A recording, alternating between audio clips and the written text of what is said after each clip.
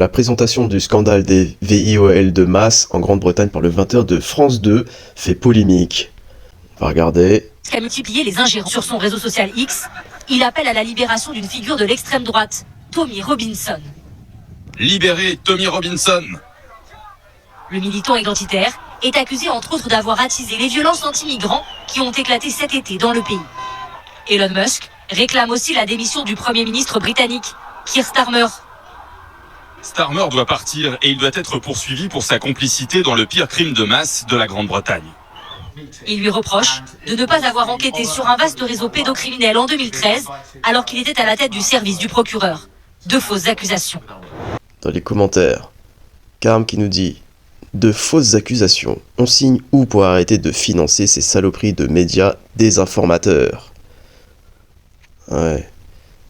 Je n'arrive pas à croire que le scandale des grooming gangs semble enfin sortir en France. Je me suis fait traiter dans les soirées de raciste complotiste depuis tant d'années en essayant de sensibiliser les gens sur ces affaires. Patrick Ivars qui répond « Qui s'informe encore en regardant le JT de France 2 ?» SpongeBob. De fausses accusations, la mauvaise foi de France TV est vraiment intolérable. Surtout que ce sont les contribuables qui vous paient. Stop à votre désinformation nauséabonde, privatisation de cet organe de propagande de l'État.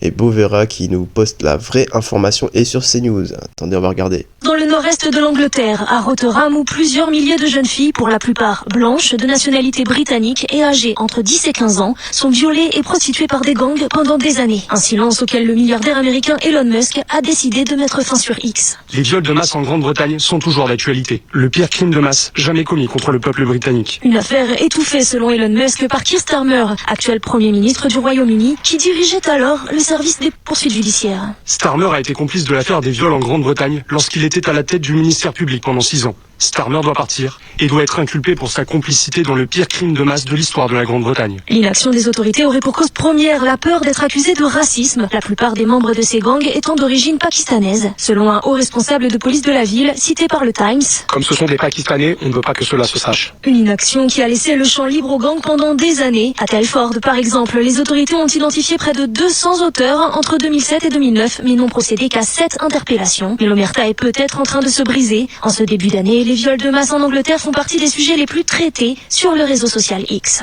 Une autre réponse. Plutôt que d'être scandalisés par ces milliers de VIOL et crimes d'enfants, ces salopards de merdias préfèrent s'acharner sur ceux qui les dénoncent. Nous sommes arrivés à un point de désinformation et de corruption journalistique que le jour où les peuples se lèveront, les merdias n'auront plus un seul endroit pour se planquer à part l'enfer. C'est choquant de voir que l'on crée une polémique en France à ce sujet. Et ils n'ont jamais mentionné le fait que toutes les victimes avaient été VIOL ou TUE par des musulmans. Une honte. Voilà, là on a la photo là de tous les assaillants